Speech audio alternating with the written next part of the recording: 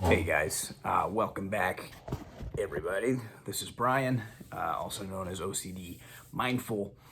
Hey, I posted a video last night, and when I watched it back, I didn't care for it.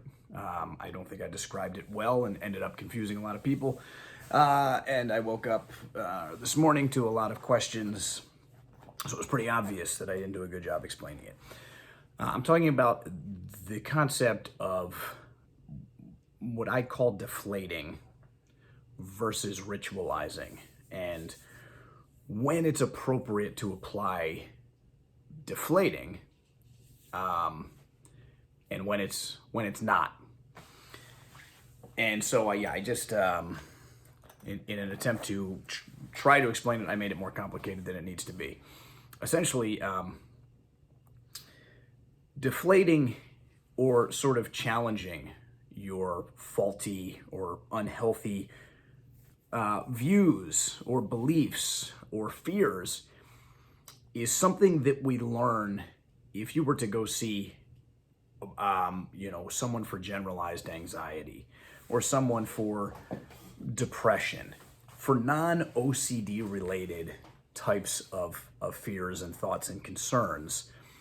We use logic and reason and rationale to deflate the problem.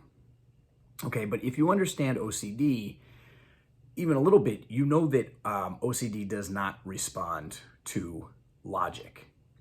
You can't out logic OCD. And so where people are expected to expose themselves to the potential fear in OCD, the reason for that is to habituate, is to desensitize to the thought, desensitize to the possibility that you're never going to learn, and you expose yourself to it. You do not do a ritual, okay? And a ritual is that thing you do to feel better. And for most people, the ritual is two parts. It relieves the anxiety or the guilt or the discomfort, whatever that negative emotion is. It's usually anxiety. But it also, for a lot of people, resolves the problem. It answers a question. It removes, or it seems to remove temporarily, any uncertainty that you have for this particular OCD problem. Okay, and so where something like deflating gets in the way is if we are using that challenging your cognitive distortions or challenging your faulty thinking about something that is an OCD problem.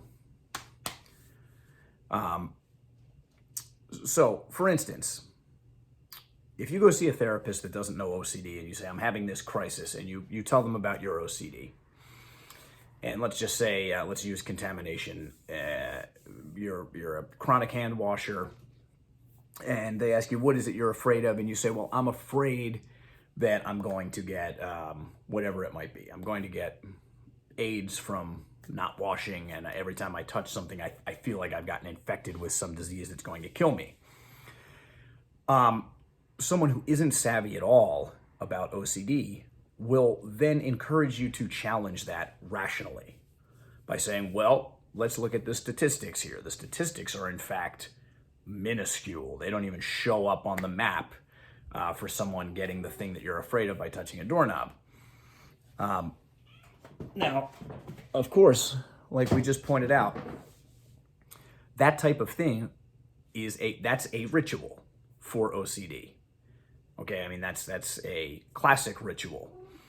And so there's a lot of people who go to OCD to get help for OCD, and they see the wrong therapist who takes them through a journey. I'm sorry, my cats are biting one another. Hey, get out of there.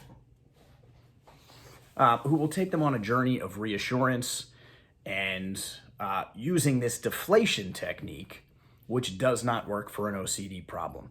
So the question is, where can we use deflation?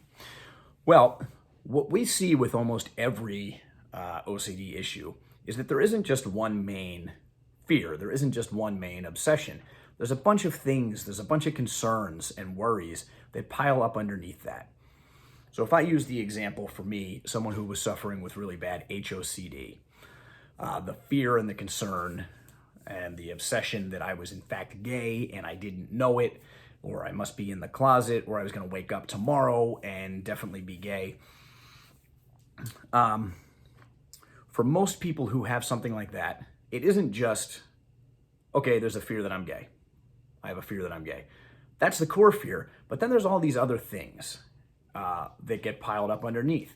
And these other things that get piled up underneath can be in the realm of OCD problems, but they could also just be faulty thinking that we can deflate. If they are faulty thinking, if it's just some, some non-OCD worry. So something like for me, and someone made this example last night before I deleted this comment, I saw this example, which I really liked on YouTube. Someone said, yeah, because of this fear, I always have doubts that like I'm supposed to like cars and manly stuff like that, right? Because if I'm gay, if my fear comes true, then I have to give all that up.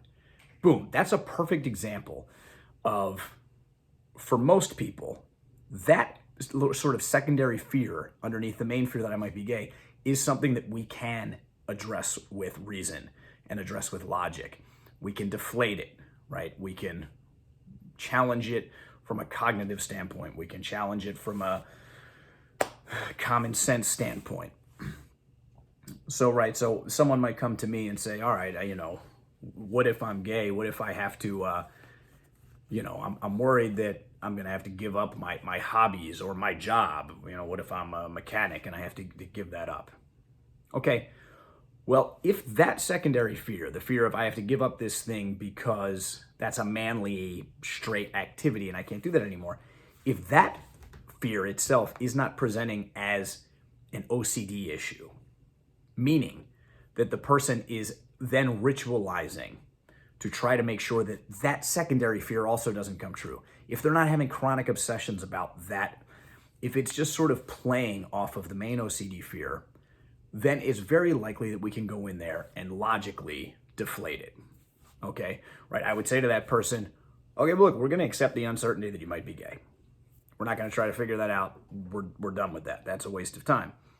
But this other thing, why would you have to give up a hobby about cars? Where is that coming from? Realistically, there's plenty of gay men that are into working with cars. Not every gay man fits a certain stereotype. So again, this is this like OCD thinking that comes and says, I'm gonna have to change everything. I'm worried about every little, lifestyle change that I'm gonna have to make. Everything's gonna be different. If that same person came to me and said, yes, I'm having the obsessions that I'm gay, and I'm trying to chronically disprove or trying to prove that I'm still interested in cars, right? If one of that person's rituals is that they're, reading auto mechanic magazines or just doing anything that they feel like is giving them a certainty that the thing isn't true, then we have to be careful. Then we don't come after that secondary issue from the standpoint of deflation. Then that just becomes another thing where we say, hey, look, you're having OCD about that particular thing as well. So not only is it I might be gay and I'm obsessing about that and ritualizing, trying to figure it out, not accepting uncertainty, but I'm also doing all of those things with this next thought, this I'm going to have to give up, my car hobby, and so therefore I'm chronically reading car magazines and chronically reading about gay people's hobbies and interests in life, because as long as I see that they're not into cars the way that I am, then that gives me some relief that I'm not actually the thing.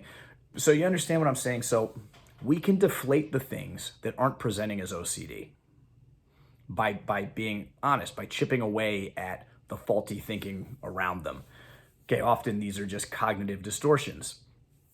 The main point I want to get across, though, is if any of these things are presenting as something you feel you need to get certainty on, or you are finding yourself ritualizing or obsessing about this particular thing, then we approach it the same exact way that we approach any OCD issue, is we learn to accept uncertainty.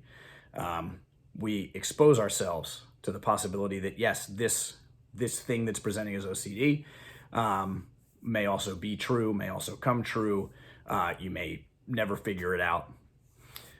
So there's this fine line between we expose, we do the ERP treatment for things that are presenting as OCD problems, but we can apply that same sort of deflating, challenging cognitive distortions that aren't part of our OCD issue. So, again, this gets a little complicated because everyone's different. And so when I talk to people and I say, like, okay, tell me what you're afraid of, and they give me their main fear, and they say, and here are my rituals, and then they say something that to me sounds outside the realm of OCD, right? Something that really doesn't sound reasonable, even though a lot of the OCD stuff doesn't sound reasonable in the first place, but something where I say, okay, are you obsessing about that? Or is that just one of these things that your OCD is making you feel even worse about? So like, let me just give you a couple other examples. And I gave this example on the video I took down. So for me, when I had HOCD, I had the fear that I was gay. I did not have a fear at all. I shouldn't say at all. I had a concern. There was a minor concern of what my friends and family would think if I finally came out.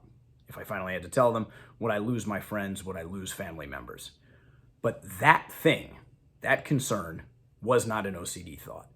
It was being sort of exacerbated by my OCD, but I was not looking at that like I did not need to go seek reassurance.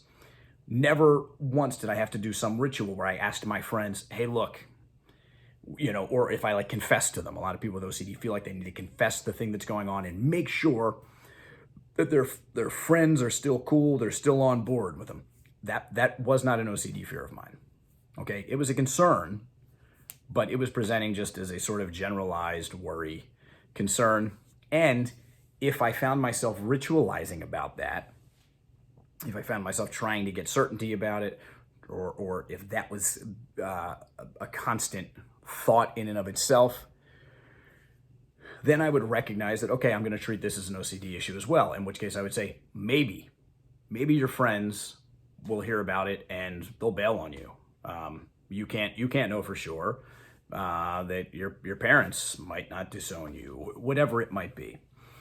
So the difference between ritualizing and deflating is we can use deflation in OCD as long as we are deflating a non-OCD issue, a non-OCD concern. And someone had also posted this question: Can deflating become a ritual? Yeah, it can. It can. Like you have to be on your toes about what are my actual obsessions here? What are my behaviors? What are my thoughts? So if I gave you the example that I just gave you, where I start using deflationary tactics to say, like, who cares if my friends ditch me if they find out I'm gay? Then they probably weren't good friends in the first place, right? But if all of a sudden I start obsessing about that particular thing more, if I start confessing to my friends and saying, like, yo, I need to make sure no matter what happens, you're going to be my buddy, then yes, I'm going to want to stop sort of trying to out logic or figure that problem out. Okay, so when it's an OCD issue, we expose to it. We accept the uncertainty. As illogical as it sounds, we do the treatment. We do the ERP treatment. If it's a secondary concern that's not presenting as a huge OCD issue, then we can work on challenging it. Things like black and white thinking, things like overly negative thinking, the snowball effect, where if this happens, then this will happen, and this will happen, and this will happen.